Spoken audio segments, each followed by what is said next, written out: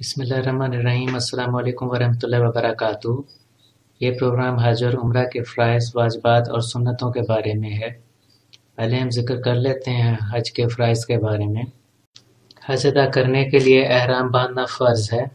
एहराम बांधने के लिए हज करने वाला शख्स दिल से हज अदा करने की नीयत करता है और तलबिया कहता है। तलबिया के वो अल्फाज जो कि सुन्नत रसूल सल्लल्लाहु अलैहि वसल्लम से साबित हैं वो हैं लब्बैक अल्लाहुम्मा लब्बैक, लब्बैक ला शरीक लक लब्बैक, इन्नल हम्दा वन नेमता लक वल मुल्क ला शरीक लक। जब एहराम बांधना हो तो इसके लिए ज़रूरी है कि मिकात के मकाम से बांधा जाए। अगर एहराम मिकात की हदूद में दाखिल होने से पहले ही बांध लिया जाए तो एहराम तो हो जाता है लेकिन वो मकरूह होता है। और मान लीजिए कि अगर कोई शख्स दौरान सफ़र मिकात पीछे छोड़ आया हो, यानी वो सफ़र में आगे निकल आया और मिकात पीछे रह गया और उसके बाद उसने एहराम बांधा, तो ऐसे में उसका एहराम नहीं होगा। लिहाजा उसके लिए ज़रूरी है कि वो वापस मिकात जाए और वहाँ से हज अदा करने का एहराम बांध कर आए। एहराम बांधने के लिए मर्द दो अनसिली चादरें इस्तेमाल करते हैं। पहली चादर को वो बांध लेते हैं और दूसरी चादर को अपने दाएं कंधे पर से गुजार कर ऊपर से ओढ़ लेते हैं।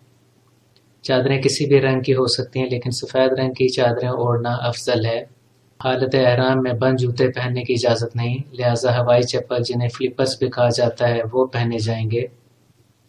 हज अदा करने के लिए वकूफ़ अरफात यानी अरफात में क़याम करना भी फ़र्ज़ है।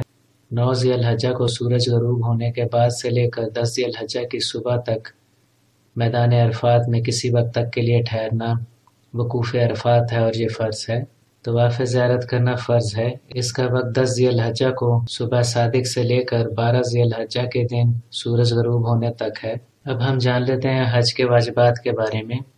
अरफात में सूरज ग़रूब होने तक ठहरना वाजिब है। 10 ज़िलहज्जा के रोज़ सुबह सादी के बाद मुज़दलिफ़ा में ठहरना वाजिब है। सफ़ा और मरवा के दरमियान सई करना वाजिब है। रमी जमार करना यानी शैतान को कंकरियाँ मारना वाजिब है। कुर्बानी करना वाजिब है। सर के बाल तरशवाना या सर मंडवाना वाजिब है।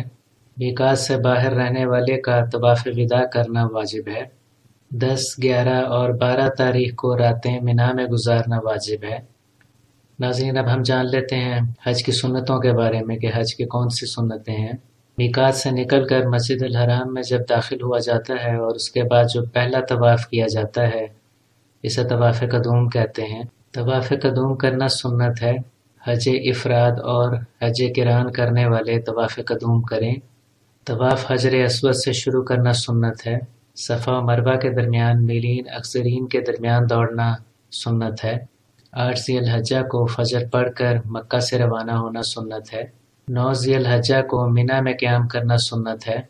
सूरज चढ़ने के बाद मिना से अरफात जाना सुन्नत है।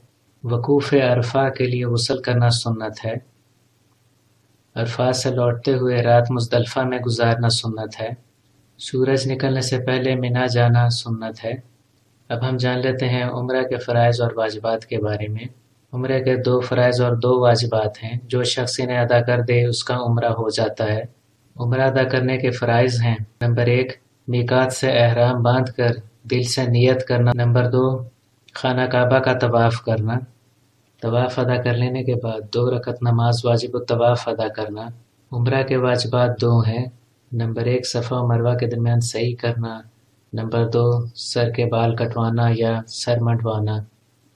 यह था हमारा प्रोग्राम हज और उम्रा के फ़राइज़, वाजिबात और सुन्नतों के बारे में। हमारी इस वीडियो को आप लाइक करें और शेयर करें ताकि ज़्यादा से ज़्यादा लोगों को इसका फ़ायदा पहुंच सके। अगर आपने हमारे चैनल को अभी तक सब्सक्राइब नहीं किया तो प्लीज़ सब्सक्राइब करें। कमेंट सेक्शन में अपने कमेंट्स दें। हाजिर होंगे आपकी खिदमत में एक नए प्रोग्राम के साथ। तब तक के लिए इजाज़त दीजिए। अल्लाह हाफ़िज़।